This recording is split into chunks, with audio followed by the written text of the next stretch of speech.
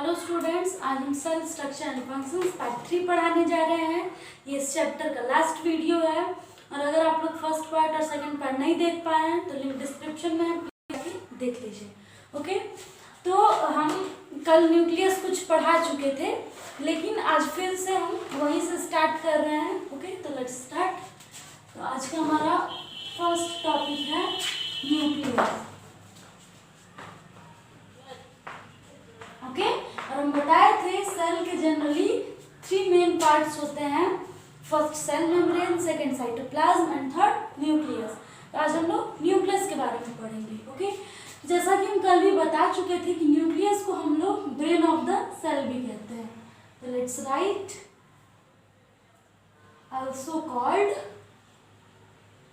Brain of the cell. Okay, तो nucleus को हम लोग ब्रेन ऑफ द सेल भी कहते हैं। क्यों उसको ब्रेन ऑफ द सेल कहा जाता है? इसलिए क्योंकि जो न्यूक्लियस है वो ही सेल में जितने भी फंक्शन हो रहे हैं उसको न्यूक्लियस ही हैंडल करता है। ठीक, अब हम लोग कुछ नेक्स्ट पॉइंट समझेंगे न्यूक्लियस के बारे में। हाँ, ये न्यूक्लियस जनरली किसी सेल के मिड पॉइंट पे लोकेटेड होता है। क्यों मिड पॉइंट पे लोकेटेड होता है? क्योंकि उसको पूरे सेल को हैंडल करना है। लेट्स राइट जनरली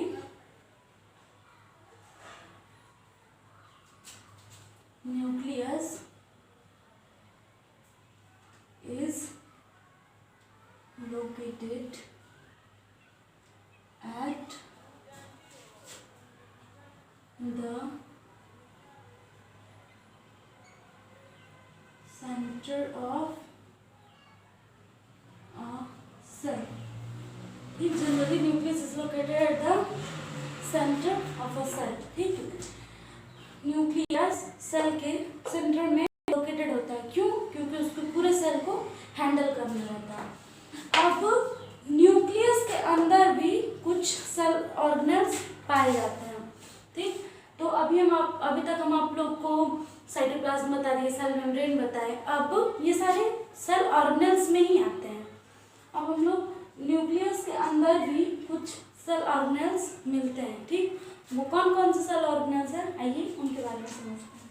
तो फर्स्ट है न्यूक्लियोलस। ओके, सबसे पहले हम लोग न्यूक्लियोलस के बारे में समझते हैं। तो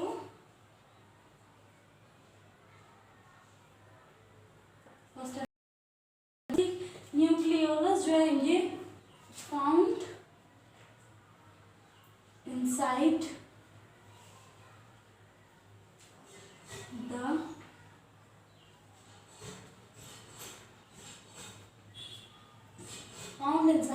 न्यूक्लियस।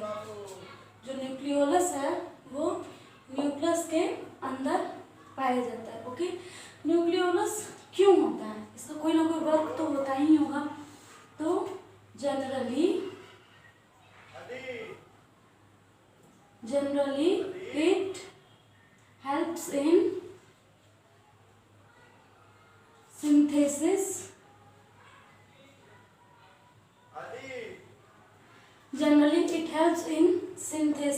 of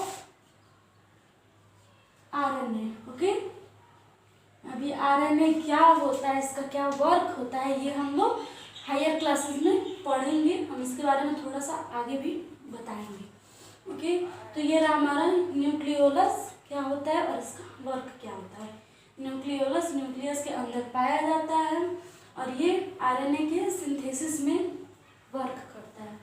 अब हम लोग नेक्स्ट समझने जा रहे हैं न्यूक्लियर मेम्ब्रेन के बारे में। ओके, आइए देखते हैं nuclear membrane.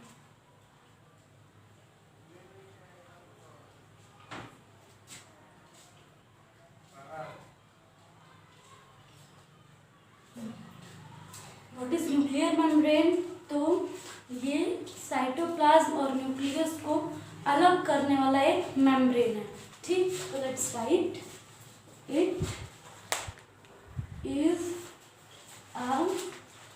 it is a membrane.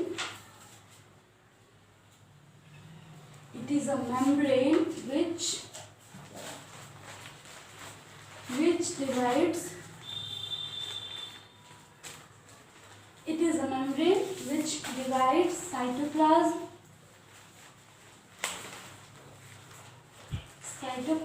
and nucleus. Okay, so what is nuclear membrane? It is a membrane which divides cytoplasm and nucleus. ये एक वैसा membrane है जो कि साइटोप्लाज्म को न्यूक्लियस से अलग करता है. ओके, ठीक. अब हम लोग दो तो जान गए. न्यूक्लियस के अंदर जो सेल ऑर्गेनल्स पाए जाते हैं उसमें हम लोग दो तो जान गए. अब हम लोग नेक्स्ट समझते हैं. नेक्स्ट कौन है?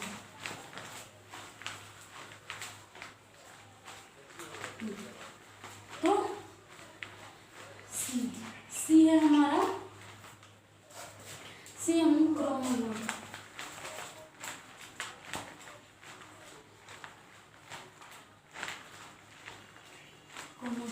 ठीक. क्रोमोसोम क्या करता है? हम अक्सर देखते हैं कि जो बच्चे होते हैं, चाइल्ड, वो अपने पेरेंट्स से काफ़ी ज़्यादा मैच करते हैं. तो ये जो क्रोमोसोम की वजह से ये पॉसिबल होता है. ठीक. ये इनहेरिटेड ट्रेट्स चाइल्ड के अंदर लाने में हेल्प करता है. ओके, तो let's right it helps in copying. It helps in inheriting.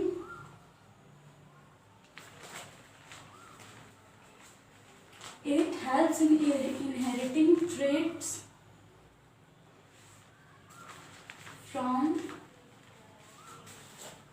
parents to child. ओके, जो क्रोमोसोम है, it helps in inheriting traits from parents to child. जो क्रोमोसोम होता है वो ट्रेट्स को इनहेरिट करता है. ठीक, पेरेंट्स से चाइल्ड के अंदर. मतलब जो पेरेंट्स के गुण होते हैं वो हमारे अंदर इस क्रोमोसोम के थ्रू ही आते हैं. ठीक. It carries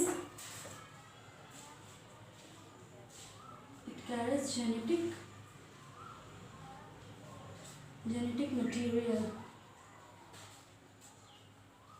it carries genetic material मतलब ये जीन्स किसी के थ्रू हमारे अंदर आते हैं. पेरेंट्स से हमारे अंदर आते हैं.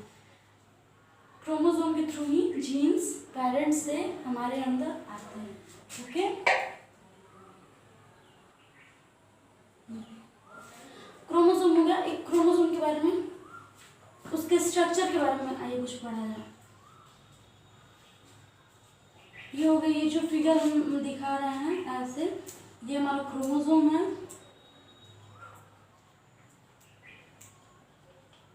ओके, अब हम अगर क्रोमोसोम को और थोड़ा मैग्नीफाई करके देखें, लेट्स हम लोग इतना पार्ट देख रहे हैं क्रोमोसोम का, तो इसका स्ट्रक्चर हमको ऐसे दिखेगा.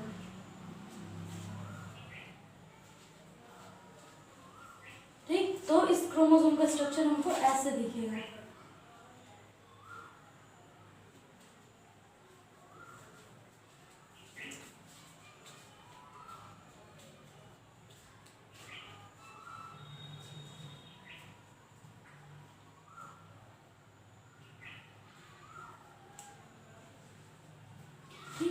ये है हमारा इस क्रोमोसोम का magnified views. Then what is this? तो ये हमारा डीएनए है. ठीक, बहुत सारे जब डीएनए कंबाइन होते हैं तो हमारा क्रोमोसोम बनता है. अब डीएनए की भी कुछ यूनिट है. डीएनए की यूनिट क्या है? जिसको हम लोग आरएनए कहते हैं. एक तरह से हम लोग कह सकते हैं कि आरएनए डीएनए को बनाते हैं, डीएनए क्रोमोसोम को. मतलब ये जितना भी है ये सारा जेनेटिक मटेरियल है. इन्हीं सबों की वजह से पेरेंट्स के जितने भी गुण होते हैं बच्चों में आते हैं. ओके, मदर और फादर के जो गुण होते हैं, ट्रेड्स होते हैं, वो हमारे अंदर आते हैं. तो क्रोमोसोम तो यहाँ से हम लोगों को क्लियर हो गया. अब next,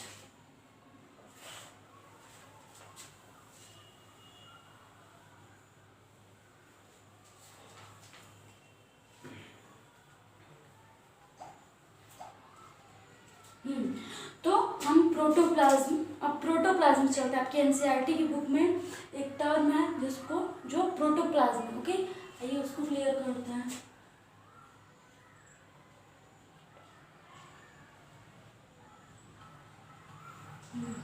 then what is protoplasm.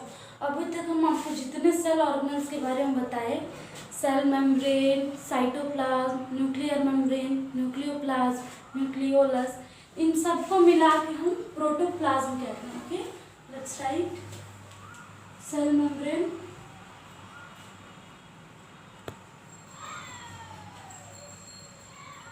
Cell membrane plus cytoplasm,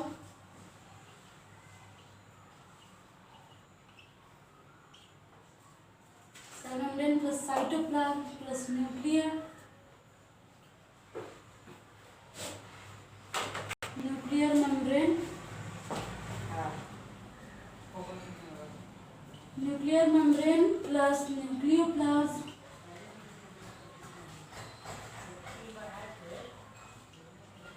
ठीक।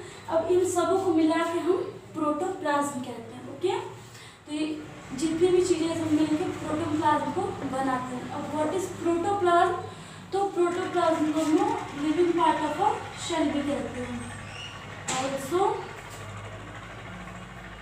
Known as living part of a cell. ठीक, तो हमारा प्रोटोप्लाज्म, इसको हम लोग living part of a cell भी कहते हैं। हम इसको living part of a cell क्यों कहते हैं, इसलिए कि हम वीडियो के स्टार्टिंग में ही आप लोगों को बताए थे कि हमारे बॉडी में जितने भी फंक्शंस हो रहे हैं, जितनी भी एक्टिविटीज़ हो रही हैं, सारी कहीं ना कहीं सेल पे डिपेंडेंट होती हैं। ओके, और सेल के अंदर जो भी वर्क हो रहा है ये इन सारे सेल ऑर्गेनल्स की वजह से हो रहा है। ठीक, तो ये लिविंग है, इसीलिए हम भी लिविंग हैं, इसलिए इसको हम लोग, इस प्रोटोप्लाज्म को हम लोग living part of a cell भी कहते हैं। प्रोटोप्लाज्म हमारा है, सेल के अंदर जितने भी ऑर्गेनल्स हैं सबको कंबाइन करके जो एक फ्लूइड लाइक स्ट्रक्चर बनता है उसको हम लोग प्रोटोप्लाज्म कहते हैं। ओके, अब हम थोड़ा फिगर के थ्रू, अभी तक जितने सेल ऑर्गेनल्स के बारे में पढ़े अब उसको फिगर के थ्रू देख लिया जाए। हम प्लांट सेल, एनिमल सेल दोनों के बारे में बताएंगे। ओके, तो लेट्स सी।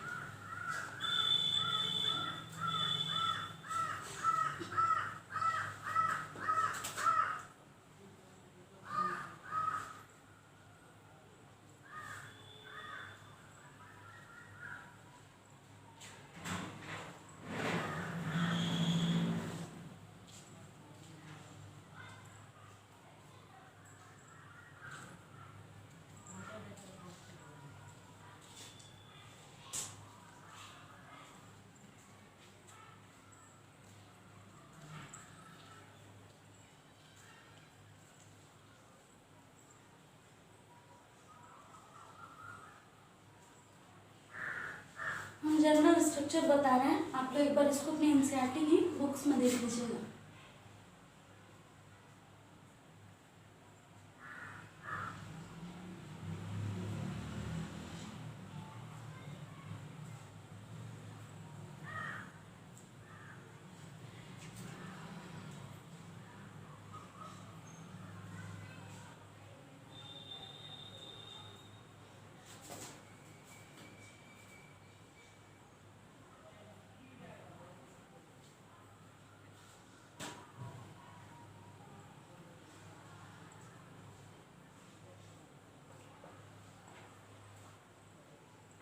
ठीक, अब यहाँ पे हम बना दे रहे हैं माइटोकॉन्ड्रिया।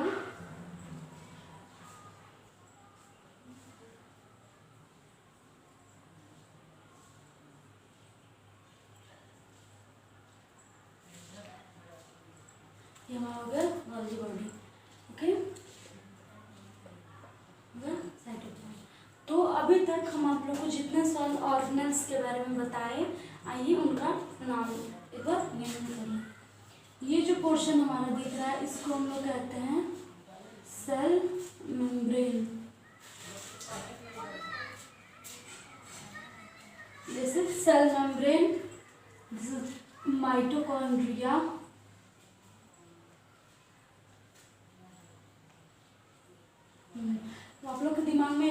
लिखा होगा व्हाट इज माइटोकॉन्ड्रिया।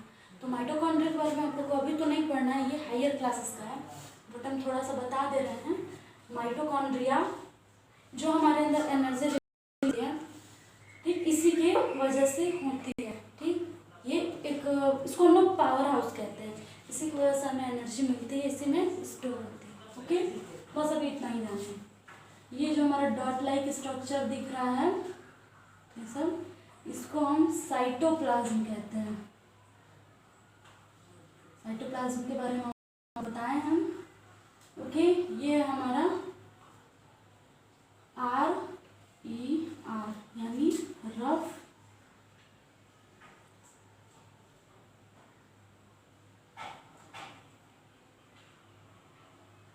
ये हमारा rough endoplasmic reticulum.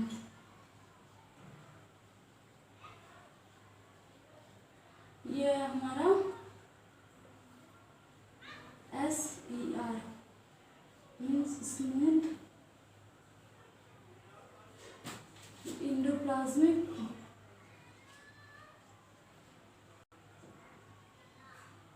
Reticulum.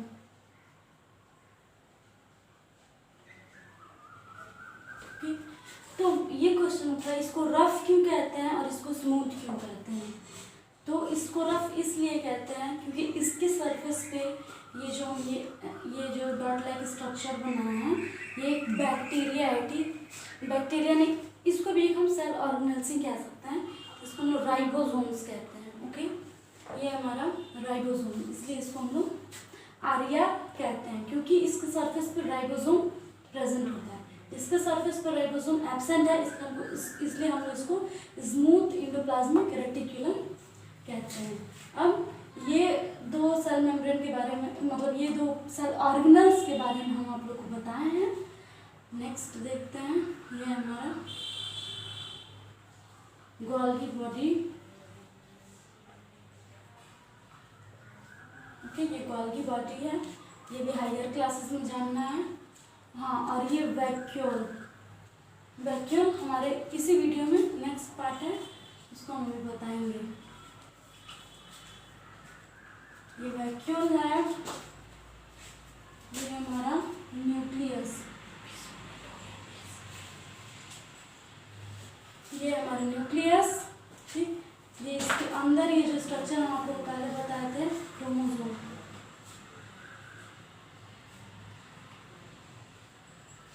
Chromosome ये हो गया न्यूक्लियोलस।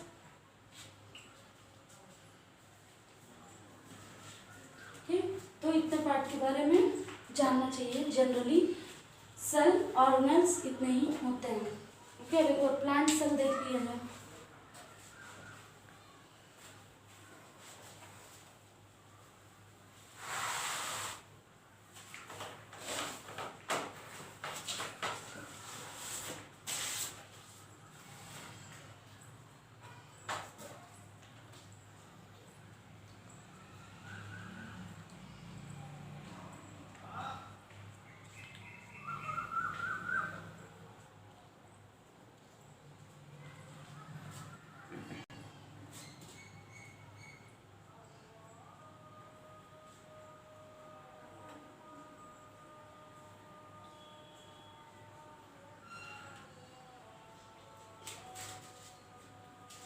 ये हमारा प्लांट सेल।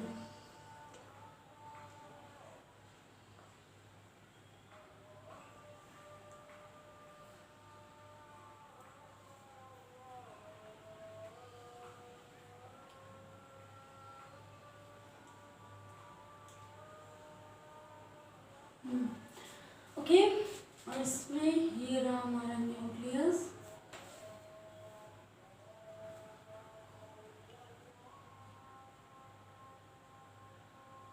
ये हमारा वैक्यूल, इसमें ये रहा माइटोकॉन्ड्रिया।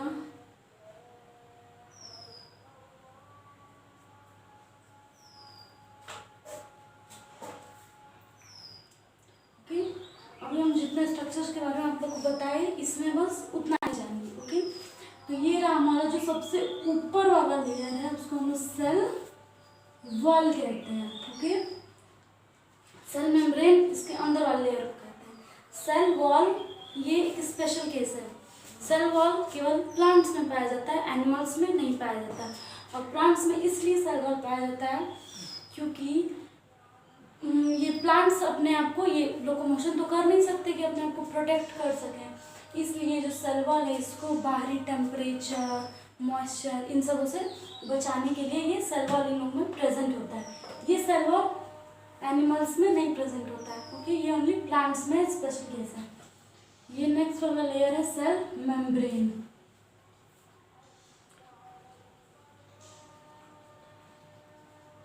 सेल मेम्ब्रेन हम आप लोग बता चुके हैं। ये रहा वैक्यूल। एनिमल्स में, एनिमल्स के सेल में जो वैक्यूल होता है वो बहुत स्मॉल होता है प्लांट्स के वैक्यूल के कंपैरिजन में।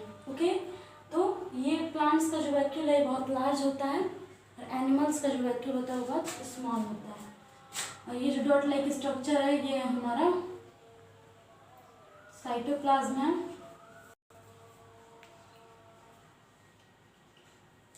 ये हमारा हो गया माइटोकॉन्ड्रिया, जो हम सीनियर क्लासेस में पढ़ेंगे।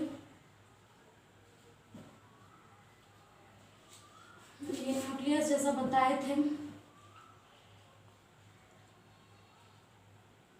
Dark structure nucleolus.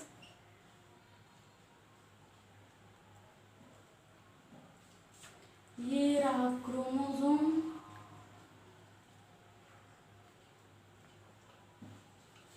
क्रोमोसोम जैसा हम बताए ये जेनेटिक मटेरियल अपने साथ कैरी करता है।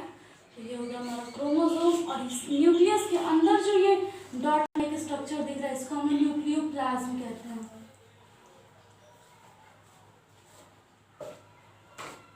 न्यूक्लियोप्लाज्म सब का वर्क आप लोग अच्छे से सीनियर क्लासेस में पढ़ेंगे। अभी बस इन लोग का इंट्रोडक्शन ही जानना है।